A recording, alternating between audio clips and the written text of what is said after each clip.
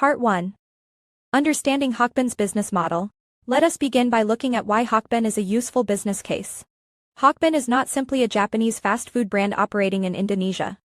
It is a business that has taken a foreign cuisine concept and made it feel local, practical, halal, and accessible for everyday use. That is why the brand remains relevant across families, students, office workers, and group buyers.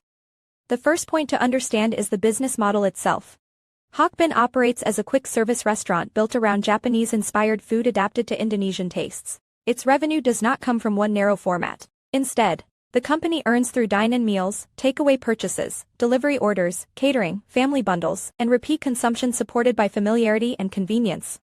That matters because many food brands fail when they try to stretch beyond their original concept. HokBen has managed to do the opposite. It has turned Japanese-style meals from something occasional into something routine.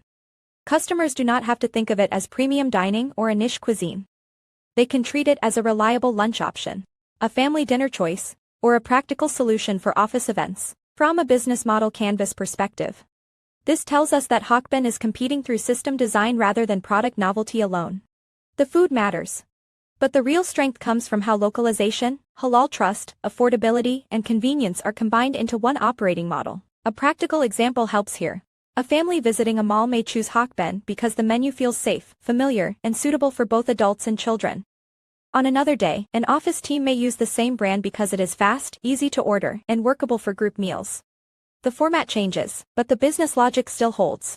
That is the foundation for the rest of the analysis. In the next part, we move from the overall model into the first half of the canvas and examine who HokBen serves, what value it offers, and how it reaches the market. Part 2, Customer Segments, Value Propositions, and Channels. Now that the overall model is clear, the next step is to examine the market-facing side of the canvas.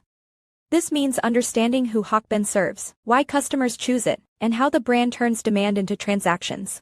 Start with customer segments. HokBen serves several groups at once, including families, students, young adults, office workers, corporate buyers, and even more health-conscious consumers.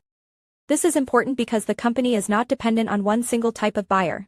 Families may value trust and comfort. Office workers may prioritize speed and practicality. Students may respond more to affordability and promotions. Corporate buyers may care more about coordination and reliability for larger orders. Move next to value propositions. HokBen wins because it combines Japanese-inspired meals with local taste adaptation, halal assurance, affordability, consistency, and family-friendly convenience.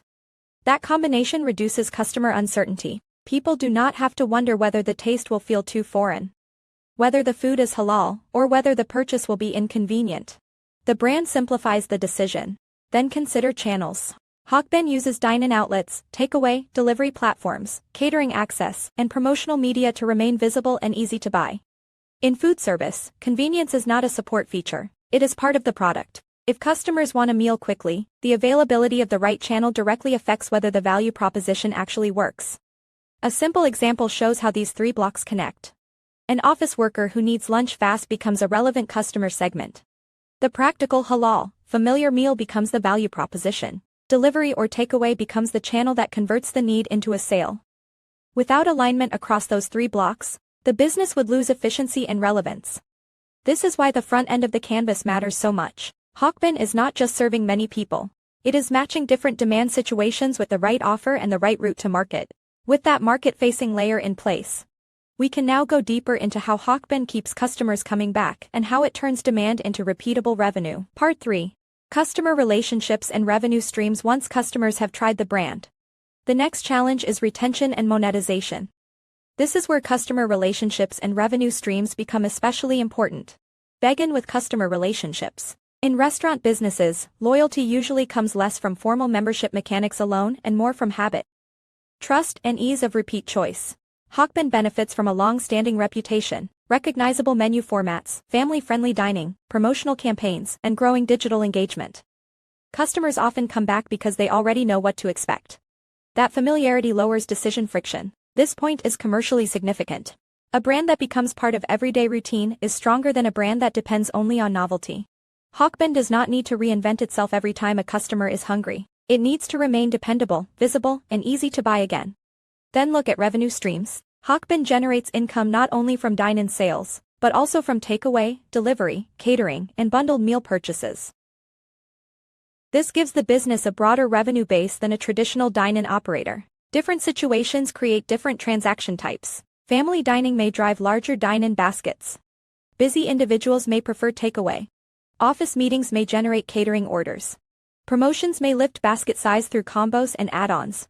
This diversification improves resilience. When one demand pattern weakens, another may remain strong. That reduces commercial concentration risk and gives management more levers to grow the business. A practical example makes the logic clearer. A customer might first encounter HokBen through a mall visit, return later through delivery on a busy weekday, and then place a larger group order for a family gathering. The relationship remains with the same brand, but the revenue stream shifts depending on the occasion. That is the real lesson here. HokBen is not just building sales volume. It is building repeatable usage occasions across multiple formats. The stronger the relationship, the easier it becomes to activate different revenue streams over time. In the next part, we move behind the customer-facing side and examine the internal operating backbone that allows HokBen to deliver this model consistently. Part 4. Key resources, key activities, key partnerships, and cost structure. A strong restaurant brand cannot rely on customer demand alone.